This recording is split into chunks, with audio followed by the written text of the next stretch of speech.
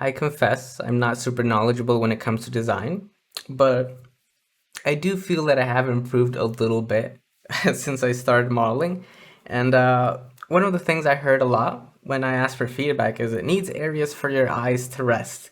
And it's true, but that didn't really help me that much because I did want to detail it, but that didn't tell me at all how to make those details make more sense or look better. And maybe I can sort of phrase that differently or give you a completely different point of view that will be helpful. Again, I'm not super educated when it comes to design, but if it helps anyone even a little bit, then that's good. So here I have this model. It was meant to be like a cybernetic muscle. Not quite finished, but I wasn't happy with it, and I thought, how can we improve things? Because one of the things I didn't like is how much was going on and how much evenness there was. For example, we have this element right here that has the exact same width as this right here. Over here at the bottom, it's exactly the same. Here, these two have the exact same width, and as a whole, again, so there's a lot of evenness going on. Even here, you see this giant element, and you'd think, oh, that's completely different from this, so what's the matter with that? Well, it's pretty much exactly twice the length of this, and if you've ever heard of the 70-30 rule, so this is something that you want to avoid. Ideally, you would want all of this detail to be, for example, much smaller and terminate like right here, for example. So you have this really tall one and this really small detailed area. Or you could do it in reverse. You could have this line be very small and all of this detail be very large, right? And that's actually the route I went. So here's version number 2 and how I thought of improving it. Aside from the obvious things like detailing the points of connection, like there, I added some high frequency detail in the center as well. But let's also focus on this area right here and how we improve that. Actually, let's not zoom that far in. So for example, we had a lot of evenness going on here, but now I made that a lot thinner, like this. So we have more of a 70-30 in terms of proportions, this shape compared to that one. And again, here we used to have a square, but we turned it into a rectangle because that's the easiest way of making a square shape more interesting. So this is super wide, this is super thin. This giant line that we had just cutting through the entire mesh, I just made it a lot smaller. And now we have that and that. So it's not so much about having areas for your eyes to rest. It's just about adding contrast, really. Some areas with not much detail, some areas with more detail. And ideally, put those detail areas near points of connection or the edges instead of just putting them across the middle. And this isn't like the perfect model by any means. You can always improve it. If I had to improve that right now, for example, let's just grab this rectangle right here. How do you improve that? Well, we can make it more interesting by trying to match what's going on in other parts of the model. So we have this sort of shape right here. Let me select this line. We have this tapered shape. What do you call that? Trapezoid? What's the difference between a trapezoid and a trapezius? I think one is a muscle. But we have this little echo of that right here.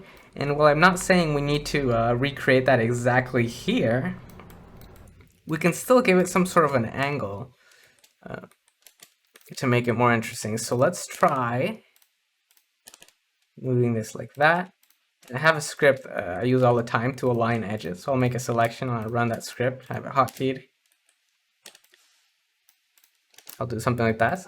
And I think that's definitely more interesting than the rectangle we had before. And what do you know, we have another rectangle right here. Let's try to fix that as well. I have a feeling this align script is probably more interesting than the other things I was talking about.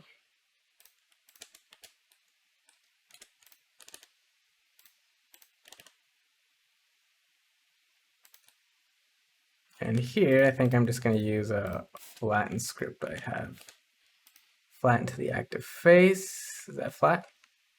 That looks flat. I mean, you'd probably still want to clean that up better, but just for this example.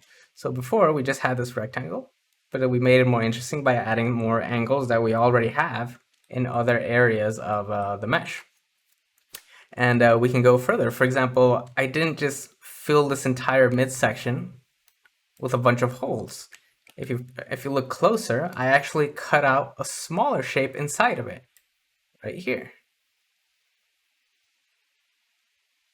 Just gonna go a little bit faster, like that. And inside of that shape, I thought, okay, how can we break the evenness there so it's not just a bunch of little holes? I added a tiny little bump that you can barely notice, but it's there. So we're always trying to avoid uniformity and evenness. Well, I guess not always. Sometimes you really do want to have something that's repeated multiple times and has the exact same width between each element. It depends entirely on what you're making, of course. So it's not like a hard rule, but that's one thing I do to try to improve design. So if I have two details next to each other, try to make them different for each other. So here one is clearly smaller than the other, but I also made this one extrude inwards, whereas I made this one go outwards. And also, this is probably harder to notice, but I also made this one a bit sharper than that. I can make it like even sharper. And yeah, that's another way of avoiding uniformity. And we can go even further than that, like beyond different shapes and the size of those shapes. We can also break that up at the material level. So now I can start dragging different materials and do that, make it more interesting like that. So the point I'm trying to make is that it's not super hard to make something look a little bit more interesting. And if design is something that you really want to get into, then those are a few basic tips I guess you can follow.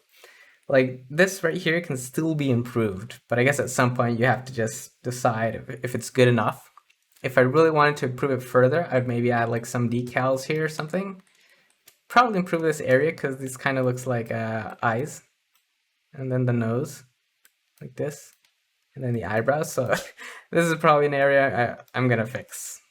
So hopefully some of that was helpful, or at the very least can give you ideas on things you can do.